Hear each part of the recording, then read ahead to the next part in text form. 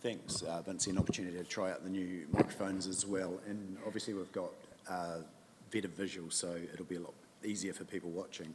But yeah, me and Nigel, and I'll just put in the apologies. So we've got apologies from Councillor Booth and Councillor Piddington, who are both overseas, and then we've also got apologies from Councillor Oliver, who's working, and Councillor Burt, who is also working.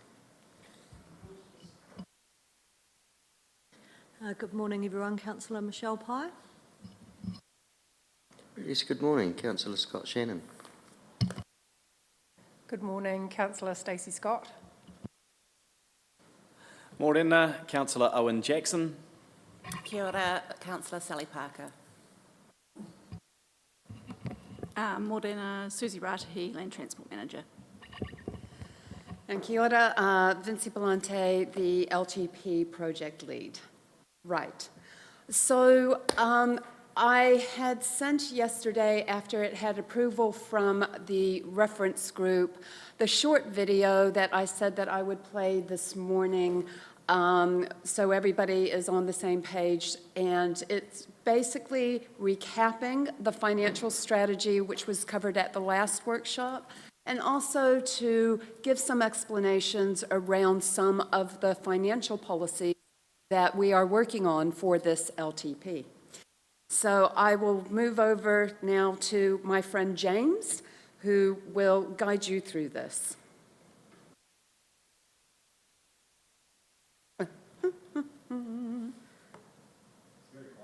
He is very quiet, isn't he?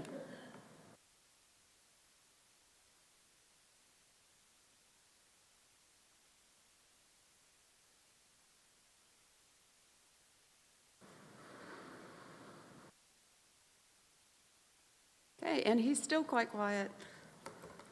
James had a lot to say last night. He was very noisy last night.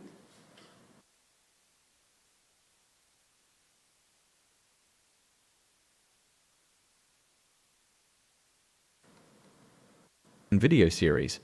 I'm James, and today I will talk about the financial policies, including how we rate in the Timaru district. I will begin with a recap of the financial strategy and then talk about the revenue and financing policy and how they both link for rating. I will do some basic explanation of funding for council activities. Lastly, I will briefly discuss the rates remission and rates postponement policy and the treasury management policy, which covers our investments and liability management. All of these are covered in sections 101 to 103 in the Local Government Act.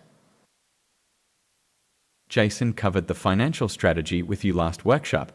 I am just recapping the main points and how it relates to the other financial policies and rating. The financial strategy gives context for any consultation on funding or expenditure proposals by showing the effects those will have on rates, debt, investments, and services over the next 10 years. All the work from the environmental scan and the activity management plans comes together for this, including the population projections, economic growth, the assumptions on climate change, and the geopolitical dynamics, plus our infrastructure needs to help determine how council will look financially at the end of the 10-year period. The financial strategy is where council determines its own rules for what it wants to charge, like what the limit would be for the percentage of funding that can come from rates, or set a cap of rate increase for any year, or how much council will borrow. Council can determine what it is willing to put up as security for any borrowing, like what assets will be offered as collateral. This is also where council can determine why it would make specific financial investments and equity securities, and what is the target for the return on investment. How much do you expect to get back, and what benefit would that serve? Now we will discuss the revenue and financing policy. This is a key financial document that says who pays for what services. It is one of the most useful documents to help explain how council works financially. It is the how and why we fund activities based on the principles of equity and fairness, which essentially means that everyone who uses or benefits from a service pays their fair share of that service. This policy outlines the capital and operational expenditure for the life of the long-term plan. Although it is a Section 82 policy that does not require a full special consultative procedure, Any change in this policy will normally have a significant impact on budgeting, which usually triggers a LTP amendment. For this reason, we usually only review this every 3 years and consult on it with the LTP. The revenue and financing policy contains the rating framework, the funding sources available, the OPEX and CAPEX funding, depreciation, and the funding analysis for all the activities. We will look at the funding analysis in more detail at a later date. The rating framework explains the different types of rates that are set by Council. These can be general or targeted rates, and those are broken into different types within those categories as identified here. It is important to define what we mean by a property benefiting from a service. That means that the property has the potential to use or gain something from a particular service, regardless of whether they are actually using it. One example is water supply to an area. Even if the specific property is not connected to the network, it still has the potential to use it, so therefore does have this benefit. We also have people benefit type of services, like CBay, libraries, the art gallery. These are funded through the UIGC. In Timaru, we use the UIGC for general rates, land value for general rates, and land value and UAC for targeted rates. The Local Government Rating Act makes clear the factors that targeted rates must consider. Schedule 2 in the Act lists these specifically. This means to impose a targeted rate on any property, Council must consider all these factors to determine the rate amount. Council has a range of options outside of rates within its income stream. These include fees and charges, investments, borrowing, asset sales, development contributions, environmental contributions, and grants and subsidies. TDC is unusual in that it does not collect development contributions, nor capitalize on asset sales to its full potential in order to reduce rates. The largest asset Council has, where it could make some quick gains, is its land holdings, and by selling Council land under market value, this reduces the ability to offset rates. Development contributions and environmental contributions, which were formerly known as financial contributions before the recent legislation changes, are distinctly different from each other, but it isn't often made clear exactly how. Environmental contributions are under the RMA and relate specifically to a resource consent for a designated site. They are strictly for paying for the infrastructure to protect the environmental effects for that site, like water supply, storm water, sewerage, or roading, etc. Conversely, development contributions are under the LGA, and they are the contributions made on the wider provision for infrastructure and amenities throughout the district relating to growth. Examples of where development contributions would be applied would be CBay, the stadium, libraries, the theatre, and other community facilities. The general rule of thumb is if there are no development contributions, your ratepayers are fully funding community infrastructure. A development contributions policy is a financial policy that this Council requested in the last LTP, but it has not progressed, and the Mayor has asked the Chief Executive for a report on the benefit to the district to have such a policy. It is possible to have both policies, but you wouldn't normally charge both types of contributions for the same site. Council has 3 main areas to fund for every activity. 1. Its OPEX for both internal and external activities. 2. CAPEX for its big-ticket items like community facilities, amenities, or infrastructure to make the district a great place to live. And 3. The funds set aside for those rainy days when you have to repair or replace any of those big-ticket items over the course of their life. There are some general rules all councils follow on how they can fund these 3 different areas. For operational expenditure, Council can only use these types of funding: general and targeted rates, fees and charges, any interest or dividends it receives from its investments, grants and subsidies, and other operating revenue, such as leases, etc. It's not normal or good practice to borrow for operational expenditure, nor can contributions or asset sales be used. You can't sell the family silver to pay the wages of the help. For capital expenditure, most of the options not available for OPEX are used. These include debt borrowing, lump sum contributions, reserve funds, development or environmental contributions, government funding, depreciation, profits from asset sales, operating surplus, and any bequests Council may receive from generous patrons, which is not common. Councils usually fund CAPEX through borrowing to allow for intergenerational equity, where all the users now and in the future share in the cost of a particular asset over its lifetime, rather than the current ratepayers bearing the burden of the whole cost. For some of these funds, limits apply on how they can be used. An example is reserve funds can only be used on the special purpose they were obtained for. Depreciation is essentially budgeting for repairs and replacement of significant assets over time. Council now funds its depreciation based on valuations, but for a long time it used to base it on cost price, which resulted in a depreciation shortfall until the change was made. Hence, much of the former depreciation was loan funded for asset failures that needed fixing urgently, which explains some of the debt that Council carried through the years. This was an effective technique that kept rates lower for previous generations, which has contributed to the larger issue we have now. Many assets are reaching end of life and were not funded for full depreciation for the maintenance and repair over the years. Keep in mind that all councils at the time commonly deferred major works or charging for full depreciation to reduce rates, so this is not a unique situation. This partially explains the situation of New Zealand's water assets being in such dire straits throughout the country, because all councils worked to keep their costs low for their ratepayers. This fact becomes very important when we discuss the infrastructure strategy on Tuesday. Finally, a brief description of these policies to finish off this video. The rates remission policy allows for certain groups, such as community groups, community facilities, memorial and community halls, protected properties, and those impacted by excess water charges that are not their fault or suffering from hardship due to family circumstances, to have their rates waived. The rates postponement policy allows for ratepayers 6 to 5 years or older who own their own fully insured home to delay paying rates. Both of these policies are being combined with the rates remission and postponement on Maryland policy to form one overall rating policy, with the likelihood of rating for community halls to be included in it. The last policy for this video is the Treasury Management Policy that sets out how Council manages borrowing and investments.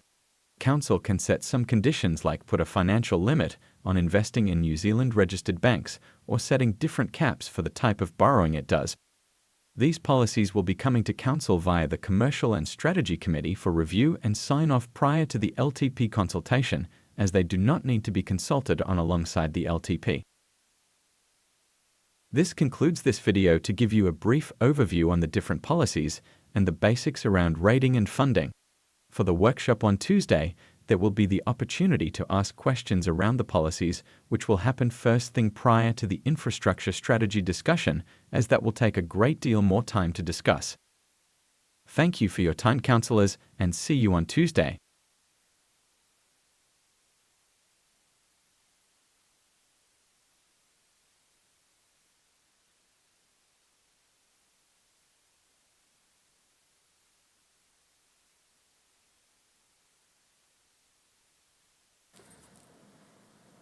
Again, thank you. So when we're talking about the policies, we will be bringing them to the Commercial and Strategy Committee. As in a workshop setting, Council doesn't have any delegated authority to make decisions or recommendations, et cetera, et cetera. But what we can do is workshop through the specific aspects of the policy so that you have a complete understanding and how any decisions that you may make or different options can impact on the rates, which is something that we can actually schedule in. And so when the report and the policy is actually brought for adoption for consultation, you have the opportunity to tailor it to how you want to see rates operate in this district for this LTP. Okay. Now, 2 other policies. We talked about the revenue and financing policy. That goes out alongside the long-term plan because it has such a significant impact on the budget. Even though it's a Section 82 policy that doesn't require a full SCP, which involves hearings, et cetera, we tend to put it out with the LTP because the 2 of them combined tell the complete story. And you will often have submissions made on both documents in the same submission. So if people want to come and speak to their submission, we normally allow them to speak on both documents at the same time. The significance and engagement policy, now that is one that must be adopted by full council because it has wider implications outside of just the long-term plan. But that is one that we will workshop with you, and we also tend to put that out for a full SCP, even though it's not technically required, because it is about how we judge what's significant versus the levels of significance when we need to consult with the public around any decisions that council may make. There are some decisions that may not trigger on a level of significance because of financial or what have you, but it may be in the high public interest, or it may be of a high political risk that would trigger a consultation that you want to do just to ensure that we are completely transparent for the community around your decisions. Okay, so this is the opportunity where if you have any questions about those policies, please feel free to ask them now.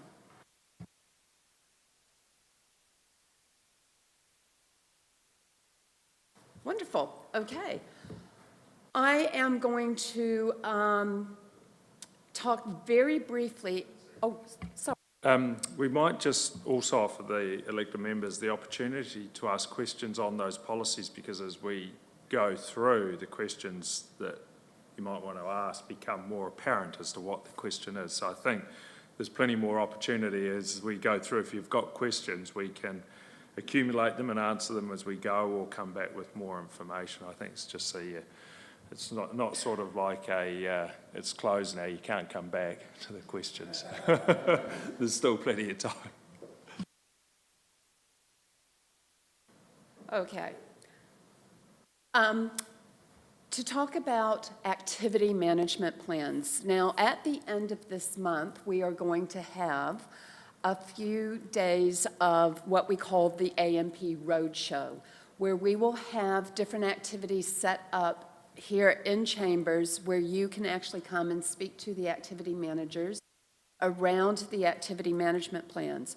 We're still in the process of getting the activity management plans and making sure that the budget details that they have put in, these are all in draft, are included, and you will get a copy of every activity management plan that we have.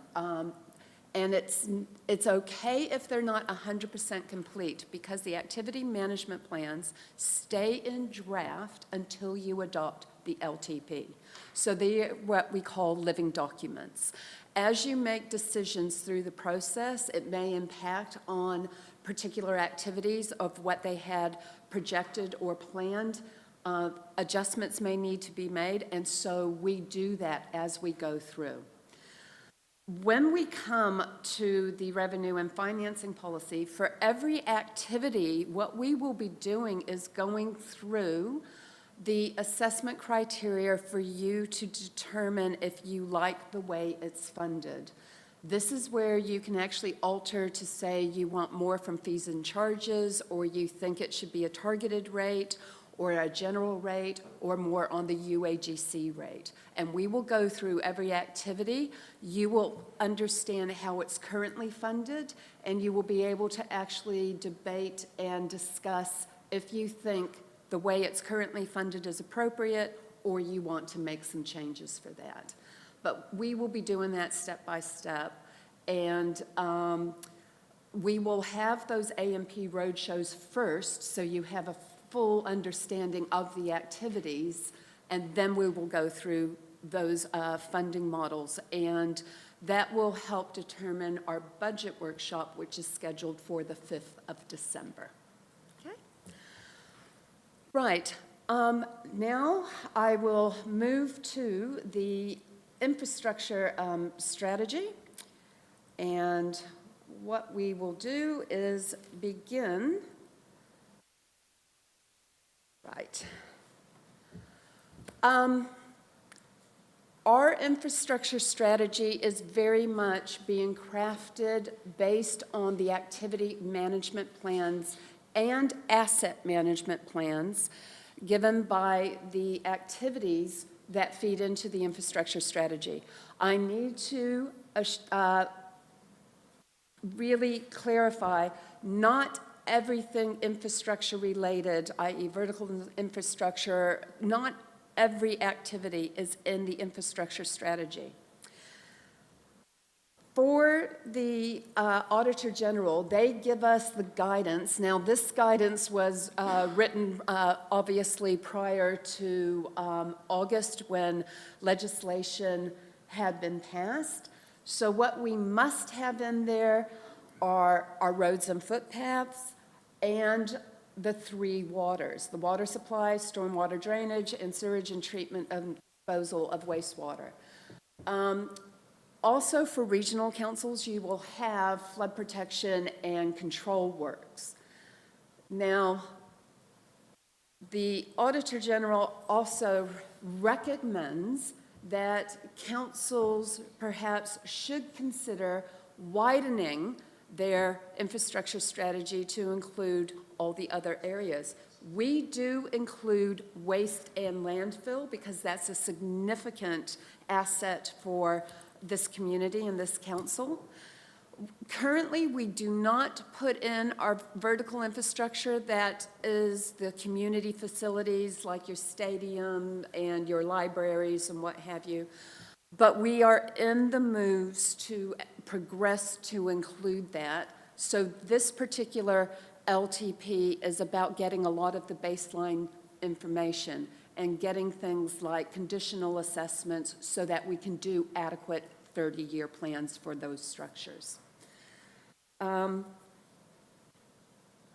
Port holdings, airports, public transport, IT, environmental science, all of those things can be included. Water races, reserves and open spaces. Some councils, about 47 in the country, include a wide range of those, but you still have about 20 who focus purely on only what's recommended in the LGA. Okay. For Timaru, of course, we have our roading and footpaths. We're putting in the Three Waters activity for the first 2 years with the reforms. But on the mayor's request and for this council, we are putting it in for the long-term plan for the next 8 years. We're putting it into the infrastructure strategy for 30 years, as per normal. And the rationale for that is because of the uncertainty around the legislative reforms and the election this weekend, and there's been noises from many parties about potential changes. We felt it was easier to include everything, all-encompassing, and if we have to make adjustments, it's easier to take out than try and put things in. So we also do the waste and landfill, and what I am going to do in this infrastructure strategy, with your permission, is to do that high-level overview of our progress to include vertical infrastructure for the next infrastructure strategy. Okay.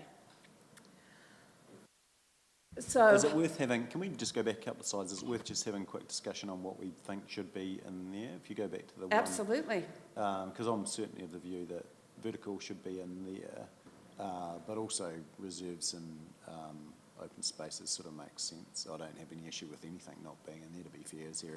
Is that general consensus, or is that just me? What's everyone else thinking?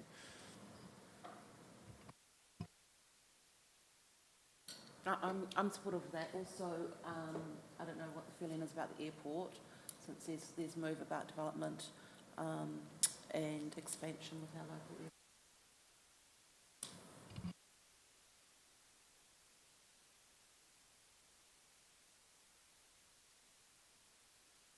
Okay, so for this particular infrastructure strategy, we don't have enough baseline data to do the whole 30-year projection. So, but we will definitely be making moves to have it as part of your normal infrastructure strategy going forward. So I'll put in what I do know, and I'll come to that slide later on. So to my left, I have the lovely Susie, who is going to help support some of the information that we have around our land transport activity with our roading and footpaths. Here are some high-level stats that just talk about the value and what our assets actually include. For those of you who don't know, Susie's only recently been to Orange, in our sister city in Australia, and did some amazing presentations, so I was able to nab some of that information last night and put into this, which was really good. And she will tell you the story about how Timaru is streets ahead, no pun intended, for than Orange at the moment. So you really punch above your weight and you hold your own. Okay. You look at the scale of what we've actually got here. You know, you have a very, for your population base, you have a lot of mileage in your roads that you have to look after.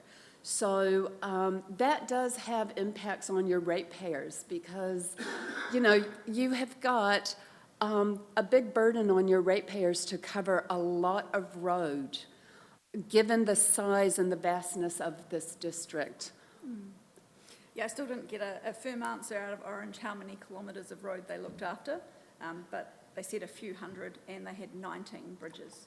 They were quite amazed with our over 300 bridges and what a braided river was, and how we managed differential levels of service, and could certainly see that on the network and pothole issues they had. Differences there, you know, won't go into too much detail about Orange, but their township, you know, sister city in regards to population base, but their township's designed and very often has around 250,000 people in the city centre, because of all the shires and councils around the outside of it. So a bit different to Timaru in that regards, but yeah, still affordability and level of service is an issue over there too, like it is across the country here in New Zealand.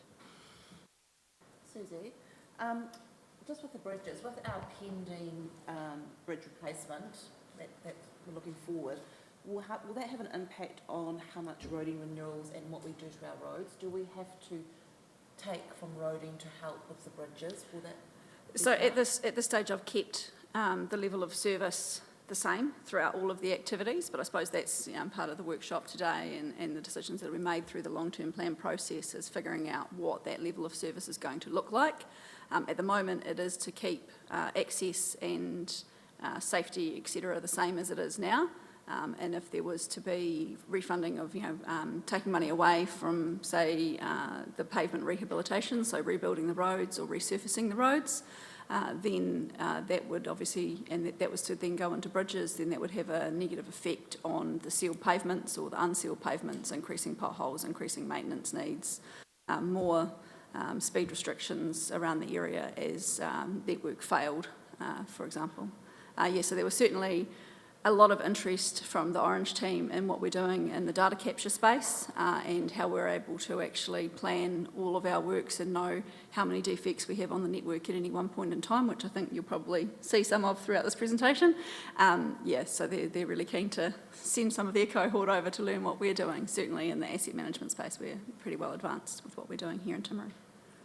One more question about bridges. Have we been collecting depreciation for our bridges?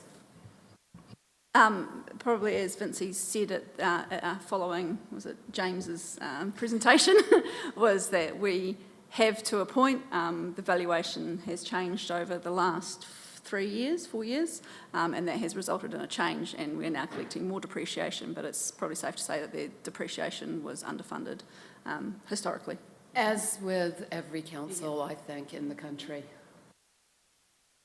Susie, when we look at the plan going forward, are we building in a degree of resilience, and are we looking at what would improve something with, or replace something with, rather than just like for like? For example, if a one-way bridge got washed out in a flood, would we replace it with a two-lane bridge that's higher, or do we just go, we're putting the same stuff back where it was? So we'd certainly look at the function that particular bridge or that particular route played. So it wouldn't be a straight like-for-like replacement. It wouldn't be a guaranteed, we're going to put 2 lanes everywhere. Council does have a policy on anything primary collector and above that we will consider the implementation of 2-lane bridges, but it will all come down to the function and the affordability at the time of the construction. Probably interesting to note that the bridges, well, yes, we have got a wee blip or spike happening at the moment over the next 10 years. You know, a lot of our bridges were constructed in those 1950s, so it's not going to be the end of it. There's more coming, a much bigger wave coming from years 10 to 30 to deal with. So we do 3 yearly bridge inspections. We do a lot of component replacements and maintenance throughout those 3-year periods to try and eke as much life as we possibly can out of those structures, so we can keep cars and trucks moving and keep accessibility there. But you'll see, you know, you'll all be well aware of Mesopotamia up at the end of Rangitata Gorge Road. So within this long-term plan period, the Forest Creek Bridge sits within the long-term plan period, which is, I think, 147 metres across a braided channel that's more like 3 kilometres wide. So heavy on maintenance, trying to keep the water under that bridge, but also the bridge itself will be up for replacement. So looking at what would be the best treatment for that particular area as part of the programme. Sorry, and just one more question. Assuming we don't insure bridges, is that right?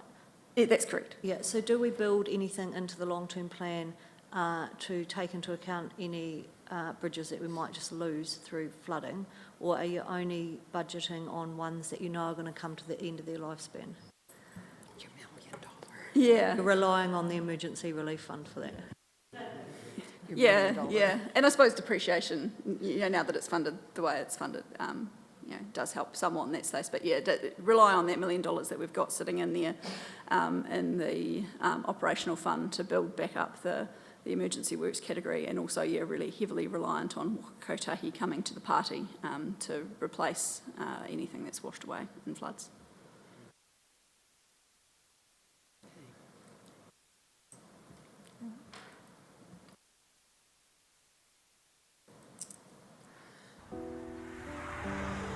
Traditionally, roads and streets are considered corridors to get us from A to B.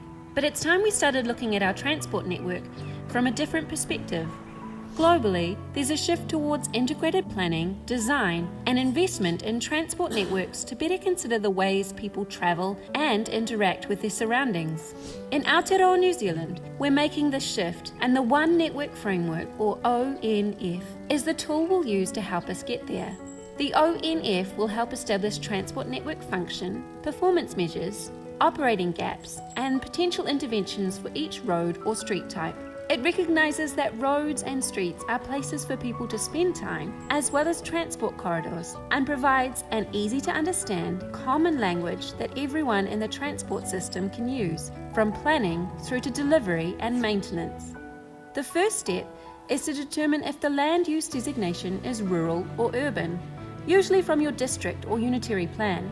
When that's done, we look at how people are interacting with the surrounding area and how people and goods are moving through the area. Understanding the overall function and considering both movement and place together, we can determine the most appropriate street category. Private motorists, walkers, cyclists, public transport users, and commercial road users have different needs and use the transport network in different ways. To make sure we are planning for these needs effectively, we also need to classify each part of our transport network with modal classifications. This will ensure that a whole of transport system approach is used. As we look ahead, our transport and land use planners can use the One Network Framework to consider how we want the transport network to function in the future. Understanding where we are heading helps us to shape our networks in an integrated way that supports our community's needs. The language and classifications of the One Network Framework can then be used in a number of different processes, including business cases, activity management plans, future network planning, and broader transport network and asset management practices. To learn more about Aotearoa's One Network framework, head to nzta.govt.nz/ONF.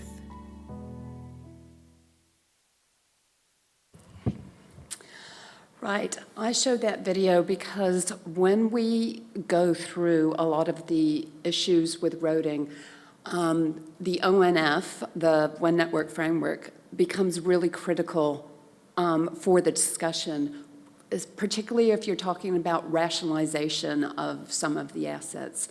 Examples with 317 bridges, if you had some bridges that are not as used and it's too costly and you don't have enough in the kitty, you may look at whether or not the bridge is actually, how it's used, is it needed, are there alternatives, all of those kind of decisions. And that's where the One Network Framework helps to support. It helps provide the evidence basis for a lot of the decisions that you will be making in roading.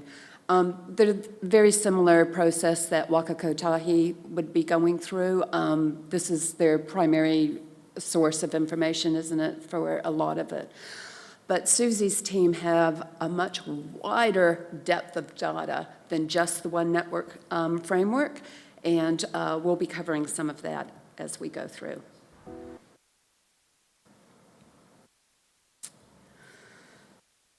Okay, so now we need to talk about how much work is actually done in roading.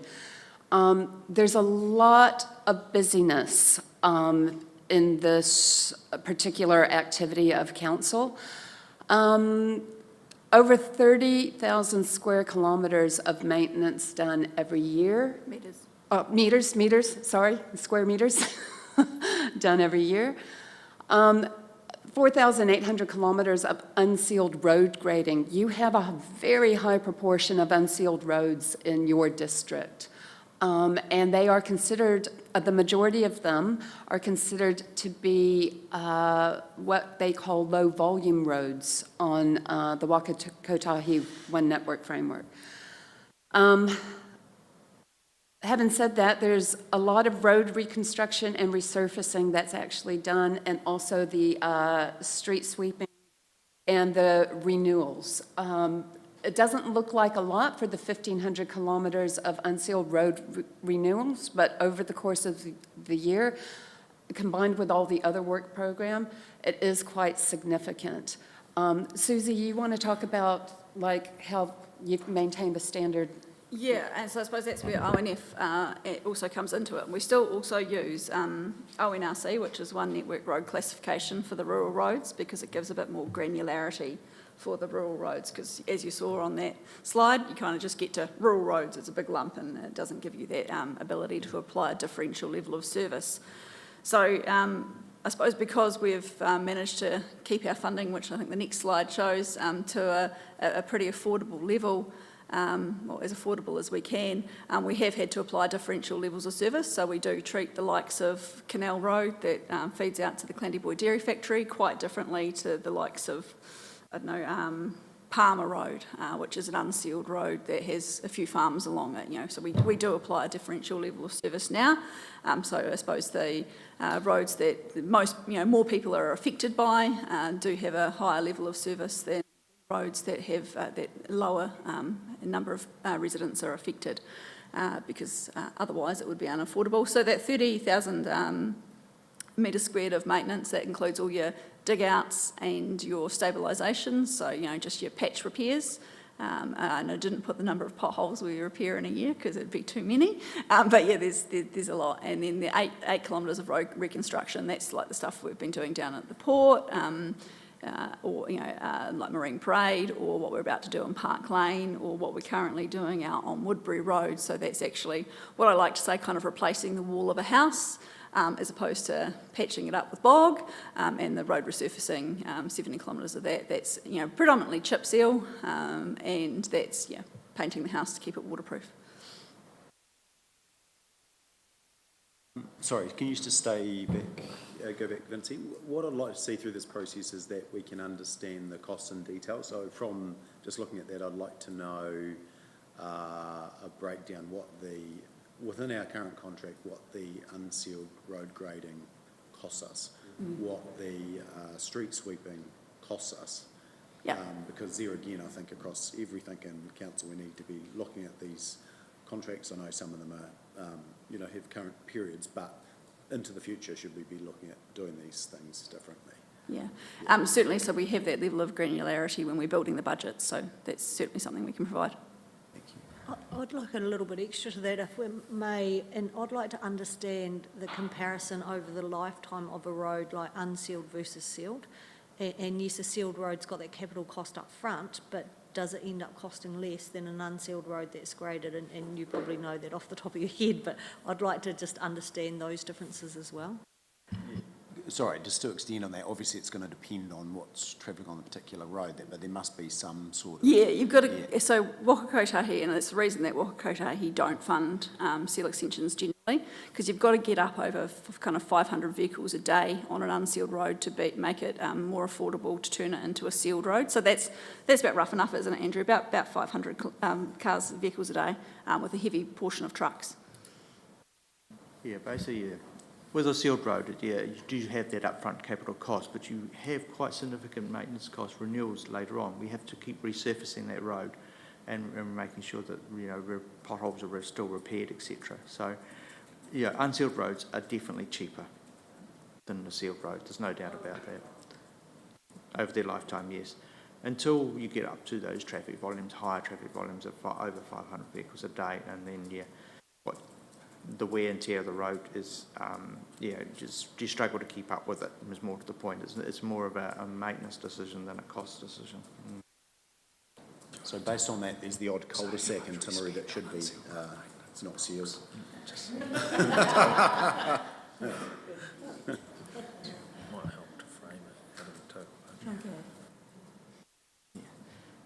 So yeah, how much do we spend a year on actual unsealed road maintenance? It's pretty minimal, isn't it? Yeah, about $550,000 for grading and metalling, and then another $500,000 for that 15 kilometres of sealed road renewals.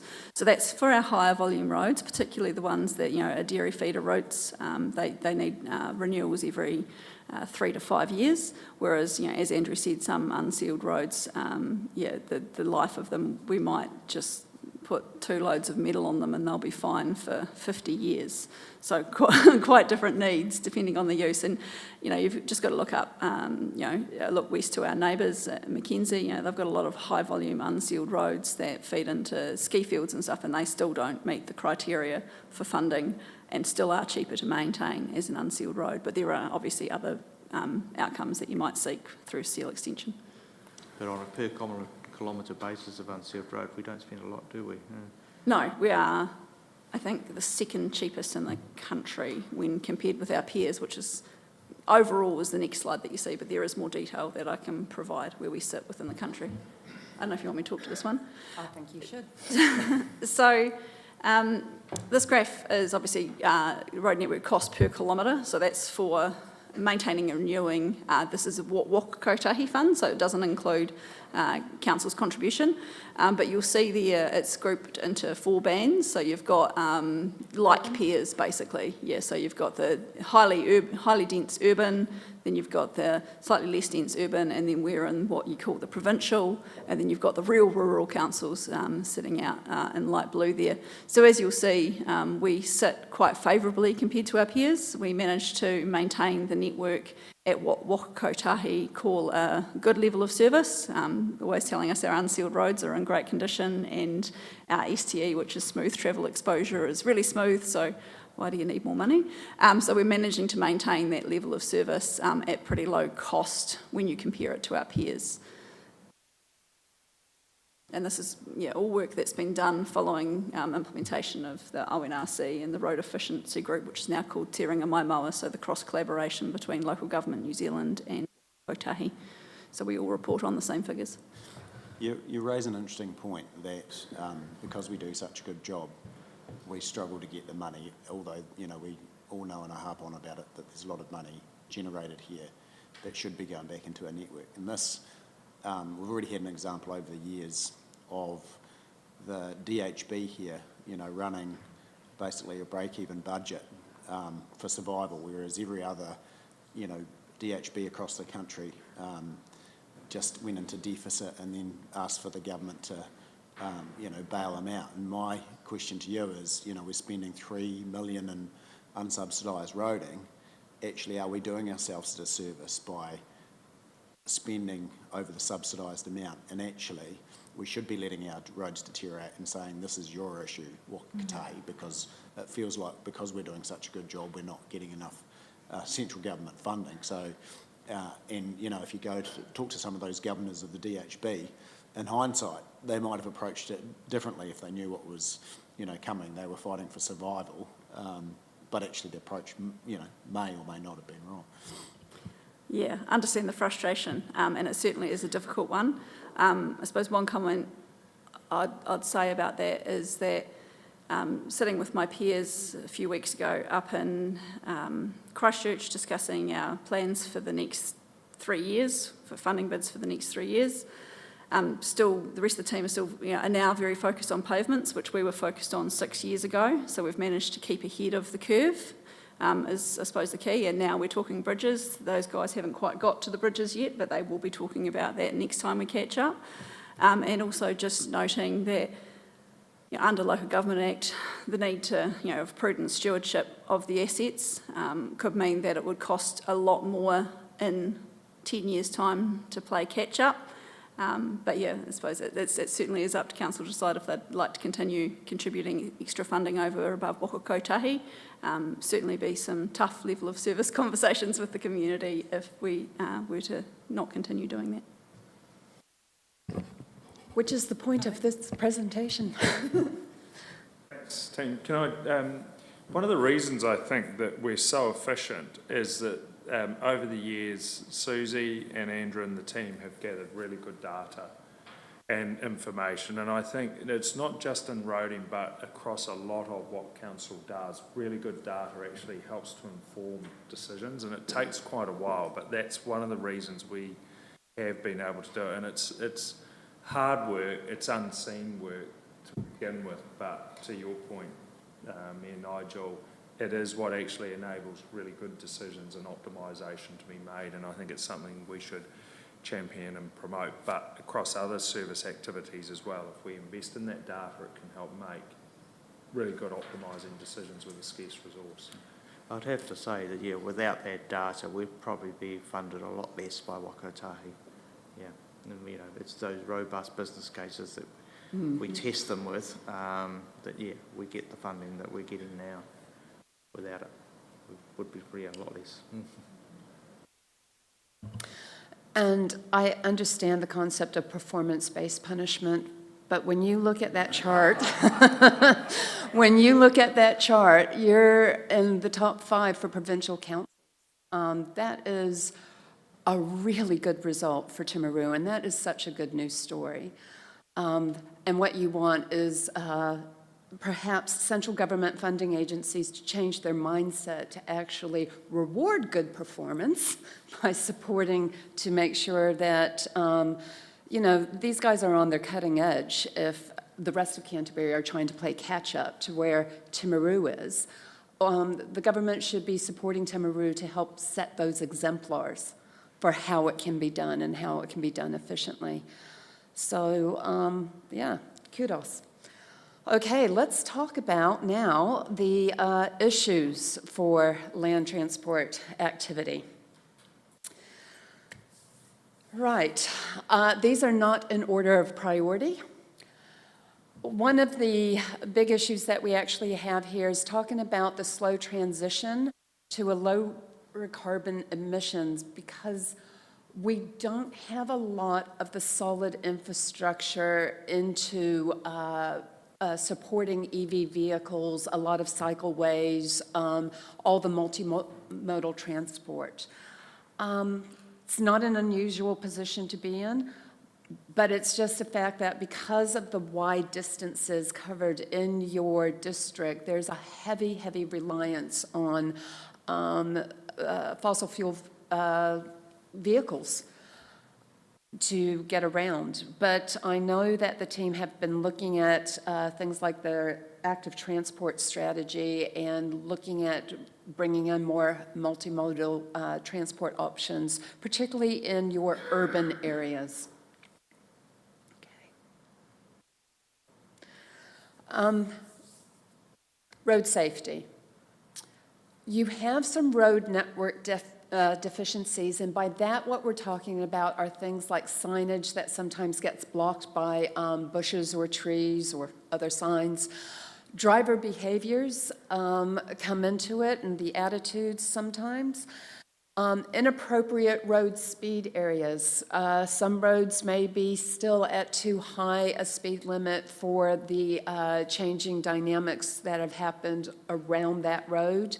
Or some speed limits may be too low in some certain cases.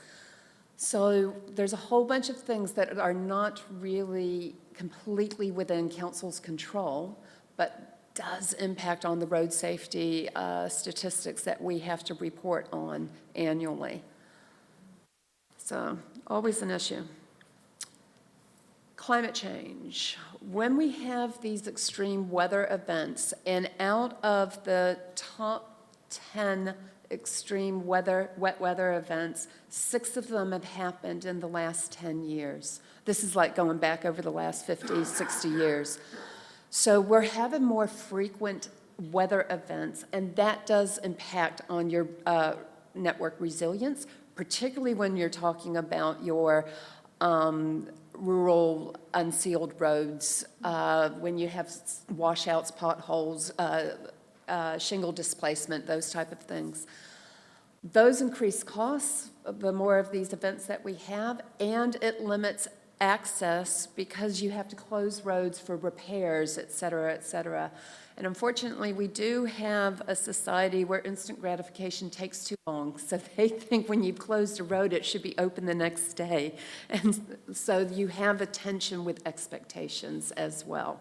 And probably just to note that the team were really excited when we read the draft government policy statement on Build Back Better, to answer your question, Councillor Pye, because historically it's been really hard. Like, you could have had the same culvert, small size culvert, washed out 8 times and you have to replace it with the same size culvert, whereas now with Build Back Better, we're actually able to design to those higher intensity rainfall events now, which is great for those rural areas, particularly sole access like Rangitata and 3 Mile Bush. You know, there's a number of them in the area.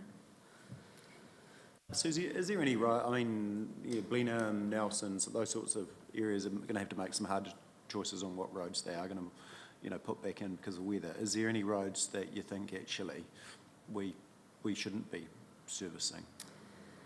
Not off the top of my head at the moment, but there obviously are accesses to the likes of the beaches and things like that. You know, we've already lost access to the old car park down at Patati Point, and then obviously as we move up coast, it's going to be similar. Rangitata Gorge does cost a lot to keep access into, but it is that sole access. And short of rafting out, I'm not sure how else they'll get in and out. But yeah, certainly, I suppose that comes down to that differential level of service. Where it is low volume, there are alternate routes. There probably are going to be some hard discussions and decisions over the next 3 to 10 years. Right, this leads to one of the biggest issues that land transport is facing, and that's due to the growth, economic growth, impacting on the roads because of the goods transport and the fact that the roads, some of these roads are old and they weren't built for the heavy vehicles that are now on them, and so your deterioration is actually happening faster. That also has, conversely, an impact on your transport sector for those heavy goods when you have to limit the access on some of those roads. So it's kind of like a circular argument. You've got heavy trucks causing a lot of the problem, and then we have to stop the heavy trucks going on them to fix the problem. And how do we fund that? And currently we're funding it really through our ratepayers and through Waka Kotahi. So we do have an aging infrastructure, even though this team is doing very well to keep ahead of the curve. But the reality is we've got roads here that are, you know, over 100 years old. And Yeah, so when we're building now, we're building back to existing, or to new guidelines and frameworks. We build to a 25-year design life, knowing that we'll get longer out of that. And the lucky people that sit in the seats after us and after you guys will have the ability to go and use technology to or be good custodians and use stabilisation techniques, for example, like foam bitumen and cement stabilisation to rejuvenate the pavement. But one example that you might like and might get a bit of a chuckle out is Muff Road. When we did the work out on Muff Road, we did some test pits and had about 30 millimetres of pavement, about the same of chip seal, and then underneath it was some beautiful black potato growing soil before we hit any clays. So it's kind of no wonder, a lot of these roads were sealed. They were just dressed up, shaped up, and sealed on top of whatever the unsealed road had been underneath. But it was beautiful black soil. I was like, I wouldn't mind some of that for the veggie garden. Certainly not ideal structures for our roads to sit on. Noting that government changed the vehicle intervention mass rule in 2015, which allowed bigger, heavier vehicles on the network, saying that there'd be no further deterioration because they're adding an extra axle to the trucks. Which was all around freight efficiency, which we're supportive of and making sure that we can have freight efficiency. But what that has meant is that a lot of the transport owners have gone and got those bigger trucks because they are more efficient, and so they're wanting to go on more and more of the network. Whereas I think the transport agency thought it was only going to affect highways, but of course it's rolled out, and now. The old 7-tonne, 8-tonne sheep truck that used to go up the end of an unsealed road a couple of times a year is now getting a much bigger, heavier truck that's fully loaded, going to go get sealed, drop off or pick up some things. So it's a changed area. The demand has changed, and as a result, we are seeing more damage. That's Susie. Who decides what roads they can go on and not? Because they are restricted on what roads they can go on. So is that something that council here decides, or is that out of your? It is. Yeah. Yes. And how do you make those decisions? So a lot of the data that we've captured, it is a bit of a struggle because there is a push to get as much access as possible. Noting that we do try and allow 50 max, 50-tonne trucks can technically go across the whole network. Apart from a few areas that are by law prevented, but it's the heaviers, the HPMV, high productivity motor vehicles. We have a list of permitted roads. Up until recently we were issuing ourselves, but we've just signed a memorandum of understanding because we were getting so many through. On here is the permitted, not permitted routes, and now Waka Kotahi through WSP, who are our bridge engineers, specialist structural engineers. They are involved in the process. So we say, here are the roads that they can go on.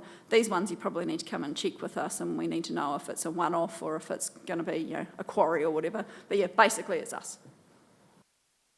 how do you enforce that? We don't enforce that, but it's a quite interesting self-policing system because you'll decline somebody's HPMP permit on a road, and they will be the first person to call you when they see a truck with H plates, and we'll let you know. So we have a pretty good relationship with New Zealand Police to go and have conversations with operators that are blatantly flagging it, and we also got some good internal staff that just call up and have a bit of a conversation with the operators as well and say, hey, we have noticed the following, your permit does not allow that, please cease and desist. Sorry, just one more question on that. How does that funding work? Because in my mind, in our area, given the industry that goes on, we will get more and more of those trucks on the road. And I think, I'm not 100% familiar with it, but I assume they pay more road users, but that won't come back to us. So it goes to the national pool, and then that is, then we look at the government policy statement that comes out, so the draft government policy statement's out now. We submit on that and say why we think these things, various levers should change, and then we spend, ironically, we had got the draft statement was released on the 18th of August. So we had to have our submission in by the 15th of September, but at the same time we needed to have our initial funding bid into Waka Kotahi that should align with the GPS by the 31st of August. So yeah, some great timing, but basically, yeah, we've got to align our program with the GPS, and we use all of that data to try and say, hey, this is why we need the money that we need. And at the moment, well, 3 years ago, we did manage to get a lot more than we had in the past due to that data, but we still get we're in a constrained funding round. National affordability is an issue. So, but you're basically, the funding goes into the one big pot and projects are prioritised on a national basis. So, we just have to compete against Christchurch, Auckland, Wellington, Nelson. Yeah. So I guess my question is, do we make some assumptions in our budgeting on how many of those vehicles we think we're going to have on the road? Because if we're just budgeting based on the same number, I think we're going to run into trouble, is what I'm kind of getting to. So we look at a growth rate within our traffic counting system. And so we do traffic counts, those are the tubes that we put across the road, and we've got a program that is in RAM, our asset management system, and basically it does a whole heap of black box information behind and applies a growth rate to what we think will be happening and the percentage of heavies we'll likely have, and then that spits out some work that then we field verify to see. So yes, in part, but always you'll have a land use change like we had out on Seadown Road, where a quarry was consented by another agency and has now contributed to advanced failure on a road that we weren't quite ready to do yet. We thought we had another 8 years before we were having to do that. We need to send ECAN the bill, if that's the case. What the problem with this is, so we know that we need to have a political conversation, because we're underfunded and the political conversation seems to go nowhere so far, and I don't think if there's a change of government, I don't think they're going to have a will to do anything too different. But I think we need to be starting to say, well, actually, we know the funding's there, but you're not giving it to us. Allow us to have a regional fuel tax. And for South Canterbury to be saying we need a regional fuel tax is likely to make national news potentially, and at least be an opportunity to put our case forward that underfunding. We've got to pick a political move that's going to bring a conversation forward. Otherwise, we're just going to be in the same position. Strategically, we need to look at how we bring this, forward. That might be the wrong way, and I know they're not going to have a will for, regional fuel taxes. I don't think Auckland's spending their money for some reason. I don't know why that is, but to me, it makes sense. Tax at the pump and put it back into the roads should be pretty simple, really.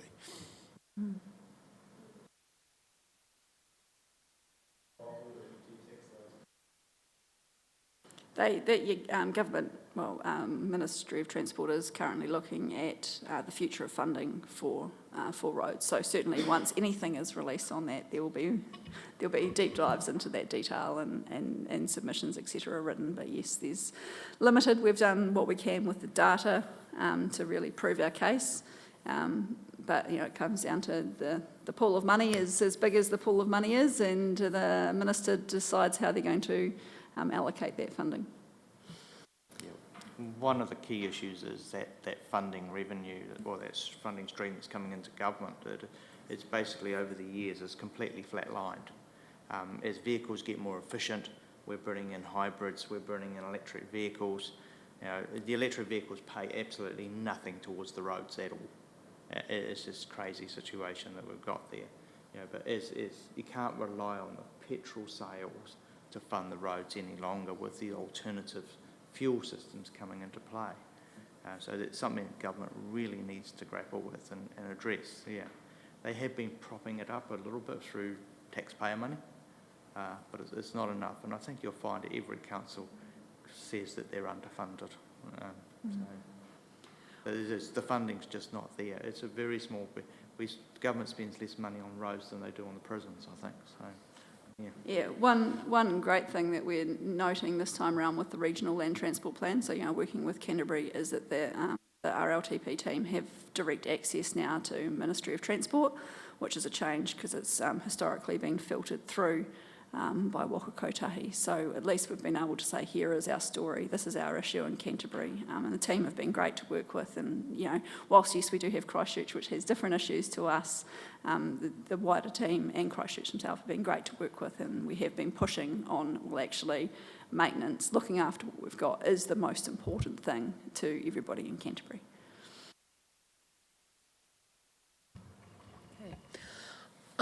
Councillors, we're just at a junction point right now. If you would like to get a cup of tea, we can put a pause right now, and when we come back, we will get into bridges, because there'll be a lot of discussion around that, I imagine. So I just welcome everybody. We will come back and reconvene at 10:30.